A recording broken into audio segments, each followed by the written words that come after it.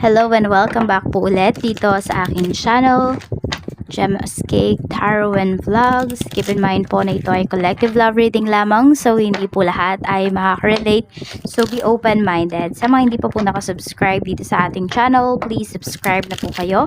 And pa-like na din po ng ating video. At sa mga nais naman po mag-avail ng ating private readings ng ating Evil Eye Amulet, makikita nyo po yung link sa description box.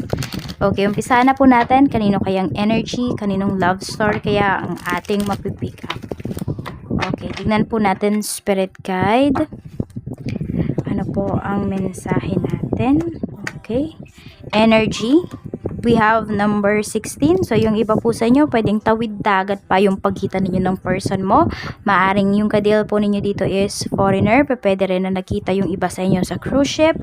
O kaya naman, seaman po yung inyong person. Seafarer. Ayan. Tingnan natin.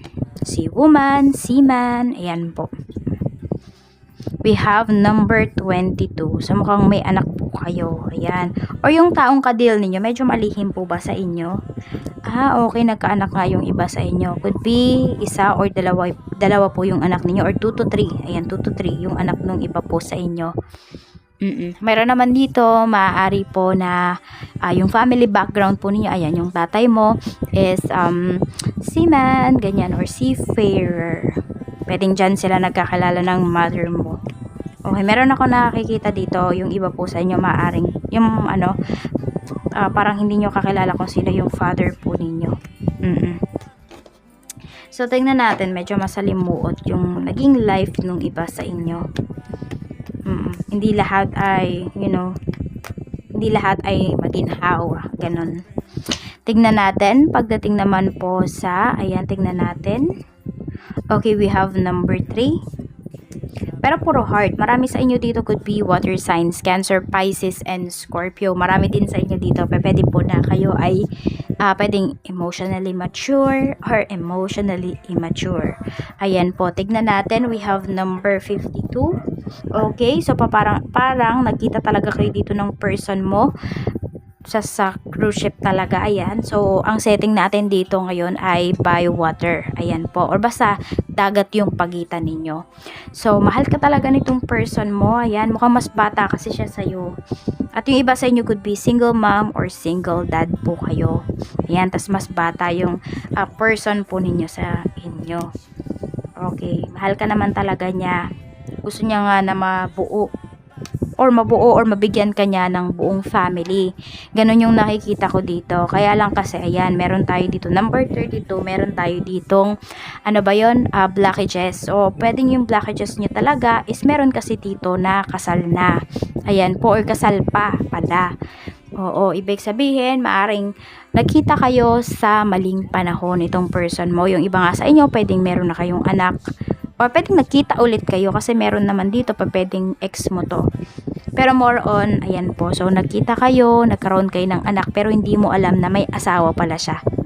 Ayun yung energy natin dito. Siguro yun yung mas malakas na energy. So, yun parang lagi kayong naghihintay. So, meron dito could be second family kayo. Ganon.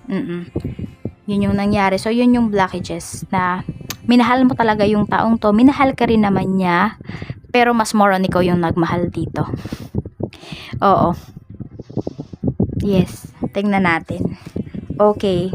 So, nakikita ko naman tuloy yung sustento dito. So, kung sino man po itong person ninyo, tuloy-tuloy po yung kanyang sustento sa inyo. Ang blockages lang talaga is yun nga, pwedeng may asawa. Oo, may asawa na. It's either sino yan sa inyong dalawa. We have, ayun. Ito nga talaga yung blockages. Pero pwedeng dumadalaw-dalaw naman siya. Ayan po. Basta nakikita ko dito sinusustentuhan naman po kayo. Hindi naman kayo pinababayaan. Oo, ng taong ito. We have number 44. Okay, tas yun din. Kahit di naman kayo hindi kayo pinababayaan. Pero ayun po. Pwede kasi na pwedeng kayo yung mas bata kaysa sa kanya. So, pwede po na, ayan, retired na siya. Wala na siyang trabaho. We have number 1. Pero nandun pa rin naman kasi na, ayun yung iba sa inyo, pwedeng alam ng kanyang family na kayo ay second family. So, ayan, parang doon ang gagaling yung sinusuporta niya po sa inyo ngayon. Pero nandun talaga na hindi kayo pinababayaan. Tapos may offer sa inyo dito na pwedeng kung kuhanin na lang nila yung iyong mga anak or yung iyong anak. Yan, kung nag-iisa lang naman. Yun yung nakikita ko dito. So, parang nandun din na gusto kang makaklose. Gusto kayo makaklose ng family nitong person mo. May nakikita akong ganyan. Kaya nga lang kasi pwedeng language barrier. Pwede rin naman na dahil magkakalayo nga, malayo masyado. So, yun, parang, nahihirapan. Pero yun yung nakikita ko dito. Yes, meron talagang time na kayo po ay tinago nitong person na ito. Even yung iba nga sa inyo dito could be your pregnancy kung kayo yung babae. Tinago nyo rin talaga. Oo. Basta ang nakikita ko dito parang right love at the wrong time. Yun yung nangyari sa inyo. Ayan. Meron din dito, hindi ko alam kung nagkaroon kayo ng anak sa iba, tinago po ninyo. Kasi para buo pa rin yung family, para intact pa rin yung inyong family. Ayan, baka may na-fall out of love dito. Tapos, ayun, natukso kayo sa ibang tao. Tapos may nabuo. Ang daming kwento, bakit nga ba? Kasi nga po, iba-iba kayo ng energy, iba-iba kayo ng kwento. Ayun, iba sa lahat ng napipick up ko dito, sinasabi ko sa inyo. Kaya sabi ko nga, hindi naman lahat ng mensahe dito makaka-resonate talaga kayo. Pwedeng may mga parts lang talaga. Kaya, ayan. We have extra joker. Ayun nga, meron talaga dito nagloko. Yan. It's either ikaw or yung person mo nagloko yan. Kaya kayo nagkakilala. Oo. Ayan. Or kaya naman kayo nagkahiwalay ng taong to kasi alam mo na nagloko pala siya. Nasa ulirat pa naman yung iba sa inyo. Alam nyo pa naman yung ginagawa po ninyo. Or, alam niyo na kung kayo ay nakasakit or hindi. So, yun. Tignan natin. Okay. Tignan natin, ikaw ba yung pipiliin ng taong ito? Ikaw ba yung pipiliin niya? Sasabihin ko talaga sa inyo kung kayo ba yung pipiliin. Yes. Lalo na kung ayan nga, kung may anak talaga kayo yung pipiliin nito. Pero kung wala kayong anak ng taong to, masasabi ko lang sa'yo, mag-move forward ka na. Ayan. Sa sustento, wala kang masasabi sa kanya. Yan talaga yung pinapakita dito. Ayan, number 37. Kung may anak po kayo, yes, kayo yung pipiliin niya. Pero kung wala, yun nga, sabi ko sa'yo, move forward ka na kasi masasaktan ka lang dito. Yun yung mangyayari. Yan o. Ayan. Sa pera talaga yung pinapakita dito. Ang issue nyo ba pera ngayon? Ayan po. Kasi yun yung pinapakita. Okay. Siguro may issues din kayo dito regarding money. Or pwede rin, kaya lumalabas to. Pwedeng hindi ito yung issue ninyo. Okay? Pagdating talaga, pinapakita talaga dito. Pagdating sa pera, wala kayong problema. Yan, good provider naman talaga siya. Or kayo to, baka good provider naman talaga kayo pagdating sa family po ninyo. Or could be sa second family din ninyo. Ganyan yung pinapakita dito. So, tignan natin. Okay, may makikilala ka pa bang iba? Kasi nga yung iba sa inyo, 'di ba? Kung wala kayong anak, tignan natin kung may makikilala ka pa bang iba. If magle-let go ka na dito or magmo-move forward ka na sa relationship na ito. We have number 35. We have number 10. Okay, more on pinapakita rin dito. Involved naman to, pwedeng sa trabaho mo or sa business mo, dun mo makikilala kung meron kang business.